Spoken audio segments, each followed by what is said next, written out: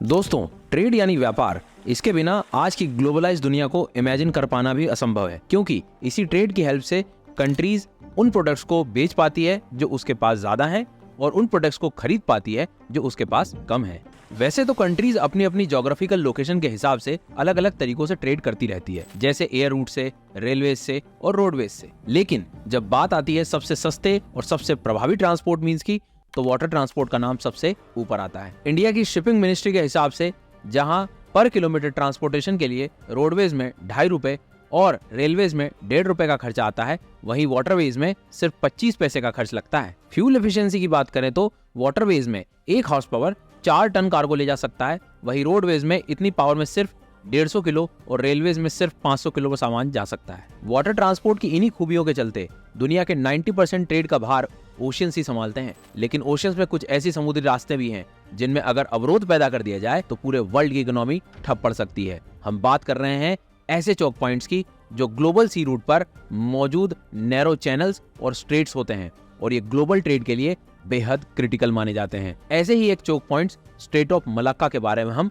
Already detail में discuss कर चुके हैं, पर स्ट्रेट ऑफ मलाक्का के अलावा भी दुनिया में कुछ बेहद क्रिटिकल चोक पॉइंट्स हैं जिन्हें अगर बंद कर दिया जाए तो ग्लोबल इकोनॉमी चरमरा सकती है। आज की इस वीडियो में हम दुनिया के टॉप 5 मोस्ट चोक पॉइंट्स के बारे में डिस्कस करेंगे, जहां हम उनकी ज्योग्राफी से लेकर उनके स्ट्रेटेजिक इंपॉर्टेंस को एनिमेशन और मैप्स के थ्रू समझेंगे। तो चलिए अब बिना देरी के वीडियो शुरू करते हैं। सबसे पहला इंपॉर्टेंट चोक पॉइंट है स्ट्रेट ऑफ हॉर्मुज, जो ईरान और ओमान के बीच लोकेटेड है और पर्शियन गल्फ को गल्फ ऑफ ओमान और अरेबियन सी के साथ कनेक्ट करता है।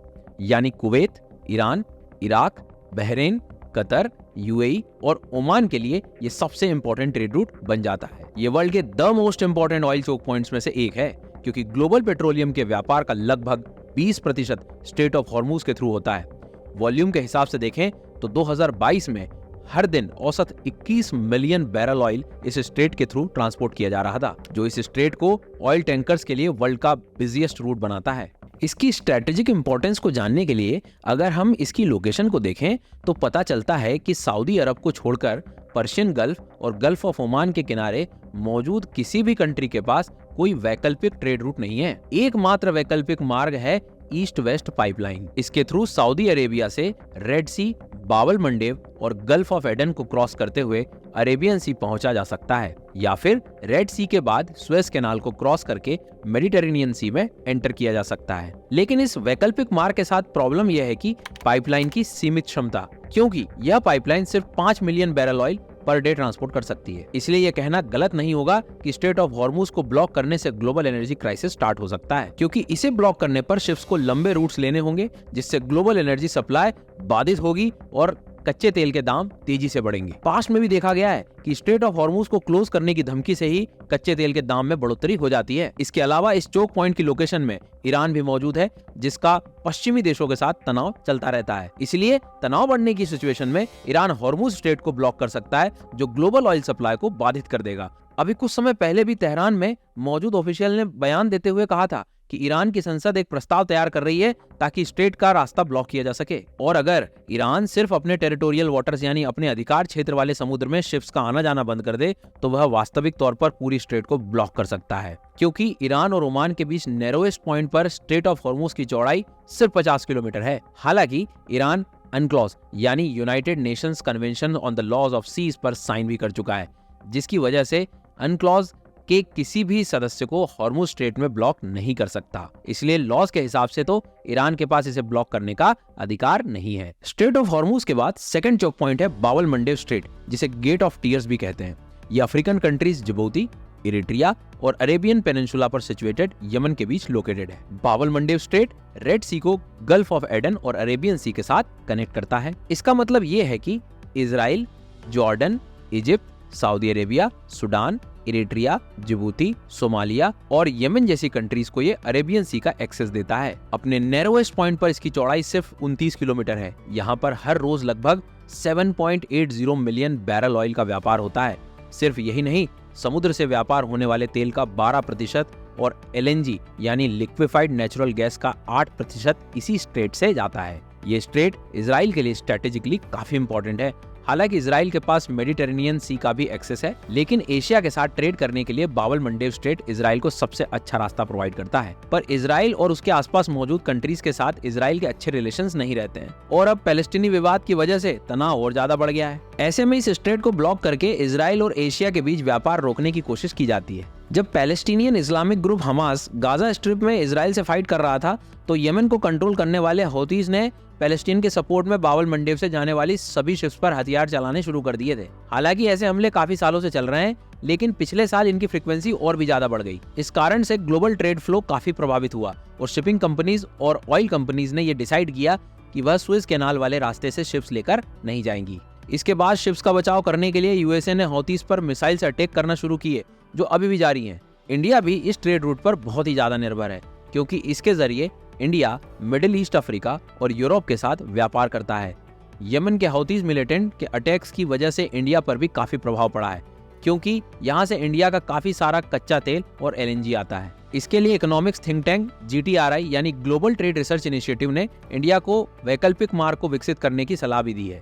GTRI का मानना है कि ईरान के चाबहार पोर्ट को इस्तेमाल करके इंडिया बाब अल मंडेब स्ट्रेट पर अपनी निर्भरता को कम कर सकता है। थर्ड चोक पॉइंट है नॉर्थ अमेरिकन कंट्री पनामा में located Panama canal. Panama canal Pacific ocean और अटलांटिक ओशन को कनेक्ट करने का काम करता है। हर महीने इस कैनाल से 1000 से ज्यादा शिप्स गुजरती हैं, जो 40 मिलियन टन से ज्यादा सामान कैरी करती हैं। सिर्फ यही नहीं, पनामा कैनाल से होने वाला समुद्री व्यापार वैश्विक समुद्री व्यापार का 5% कंट्रीब्यूट करता है। पनामा कैनाल की वजह से शिप्स को लंबा रास्ता नहीं लेना पड़ता। अगर पनामा कैनाल न होता तो शिप्स को साउथ अमेरिका के दक्षिण छोर पर मौजूद केप हॉर्न के पास से क्रॉस करके अटलांटिक ओशन से पैसिफिक ओशन में जाना पड़ता। पनामा कैनाल की वजह से अटलांटिक से पैसिफिक जाने वाले रास्ते की दूरी करीब 8000 नॉटिकल माइल से कम हो गई है। सिर्फ यही नहीं, पहले केप ऑफ हॉर्न से होकर जाने में लगभग 22 दिन लग जाते थे, पर अब सिर्फ 8 से 10 घंटे में अटलांटिक से पैसिफिक ओशन पहुंचा जा सकता है। ये चोक पॉइंट खास तौर पर यूनाइटेड स्टेट्स ऑफ अमेरिका के लिए बेहद इंपॉर्टेंट रहा है। यही रीजन है कि भले ही कैनाल को बनाने का काम फ्रांस ने शुरू किया था,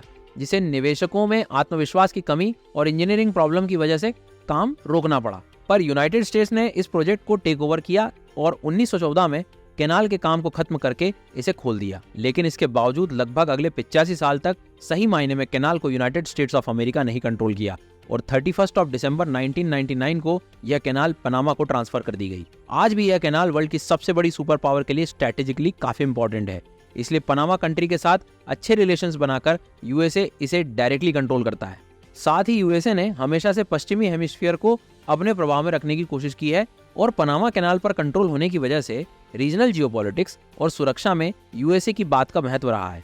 यूनाइटेड स्टेट्स ऑफ अमेरिका का एरिया काफी बड़ा है, इसलिए कंट्री के पूर्वी तट से पश्चिमी तट पर जाने के लिए पनामा कैनाल सबसे अच्छा रूट माना जाता है। पनामा कैनाल की मदद से यूएसए अपनी सेनाओं को भी टकराव की स्थिति में अमेरिका के दोनों साइड पर तैनात कर पाता है। अगला इंपॉर्टेंट चोक पॉइंट है सुएज कैनाल। यह इजिप्ट में लोकेटेड है और रेड सी को मेडिटेरेनियन सी के साथ जोड़ने का काम करता है। इसके अलावा ये इजिप्ट की 4 इंपॉर्टेंट लेक्स, लेक मंजिला, लेक तिमशा, ग्रेट बिटर और लेक लिटिल बिटर लेक को भी आपस में जोड़ता है। वैश्विक समुद्री व्यापार का ऑलमोस्ट 15% और ग्लोबल कंटेनर व्यापार का 30% सुएज कैनाल के थ्रू ही जाता है। 2021 में एवर गिवन नाम के एक शिप ने सुएज कैनाल को 6 दिन के लिए बंद कर दिया था, जिसकी वजह से हर रोज लगभग $10 बिलियन का ट्रेड ठप पड़ गया था। ये यूरोप और एशिया के बीच सबसे छोटा ट्रेड रूट प्रोवाइड करता है, जो इसे दोनों कॉन्टिनेंट्स के लिए बेहद इंपॉर्टेंट बना देता है, क्योंकि अगर सुएज कैनाल न होता तो शिप्स को यूरोप से मेडिटेरेनियन सी और अटलांटिक ओशन से होते हुए अफ्रीका के दक्षिणी छोर पर मौजूद केप ऑफ गुड होप के पास से क्रॉस करके इंडियन ओशियन एंटर करना पड़ता। यह वैकल्पिक मार्ग 6000 किलोमीटर से ज्यादा लंबा है, जो इसे न सिर्फ टाइम टेकिंग बल्कि ज्यादा महंगा रूट भी बनाता है। ये रूट तेल निर्यात करने वाले देशों के लिए काफी इंपॉर्टेंट है और तेल निर्यात करने वाले देश इस रूट को प्राथमिकता देते हैं, क्योंकि इसकी मदद से वो यूरोपियन और एशियन दोनों ही बाजारों में सर्व कर पाते हैं। फिफ्थ इंपॉर्टेंट चोक पॉइंट है स्ट्रेट ऑफ जिब्राल्टर। यह अफ्रीकन कंट्री मोरक्को और यूरोपियन कंट्री स्पेन के बीच लोकेटेड है और यह मेडिटेरेनियन सी को अटलांटिक ओशन के साथ कनेक्ट करता है। यहाँ से हर साल 1,20,000 से ज्यादा शिप्स और वैश्विक माल ढुलाई का लगभग 20% माल पास करता है। इसकी वजह से अल्जीरिया, तुनीशिया, लीबिया, इजिप्ट, तुर्की, ग्रीस, इटली और फ्रांस को अमेरिकन कॉन्टिनेंट से व्यापार का रास्ता मिल पाता है। अगर स्ट्रेट ऑफ जिब्राल्टर को ब्लॉक कर दिया जाए तो उसके आसपास जितने भी देश हैं उनको सुएज कैनाल वाले रूट पर निर्भर होना पड़ेगा। ऐसे में बेहद नैरो सुएज कैनाल पर शिप्स का लोड बढ़ सकता है और जो एक बार फिर से 2021 की तरह ब्लॉकेज की सिचुएशन क्रिएट कर सकता है। वहीं दूसरी तरफ सुएज कैनाल रूट के थ्रू ये कंट्रीज एशिया के मार्केट को तो इजीली एक्सेस कर पाएंगी, लेकिन अमेरिकन कॉन्टिनेंट की तरफ जाने के लिए इन्हें लंबा सी रूट लेना पड़ेगा। इसके लिए रेड सी और गल्फ ऑफ एडन को क्रॉस करते हुए इंडियन ओशियन और केप ऑफ गुड होप के थ्रू अटलांटिक ओशन पहुंचना होगा। यह रूट काफी टाइम टेकिंग होगा, साथ ही साथ इससे ट्रांसपोर्टेशन कॉस्ट भी काफी ज्यादा इंक्रीज हो जाएगी। तो दोस्तों, यह थी कहानी वर्ल्ड के मोस्ट इंपोर्टेंट चोक पॉइंट्स की, जिन्हें अगर ब्लॉक कर दिया जाए तो वर्ल्ड की इकोनॉमी को बड़ा झटका लग सकता है। ऐसे ही कुछ और चोक पॉइंट्स भी मैरीटाइम ट्रेड रूट्स पर एग्जिस्ट करते हैं, और अगर ऐसे कुछ चोक पॉइंट्स आप जानते हैं तो कमेंट सेक्शन में जरूर मेंशन कीजिए। मिलते हैं आपसे अगली वीडियो में। Thank you, let's crack it.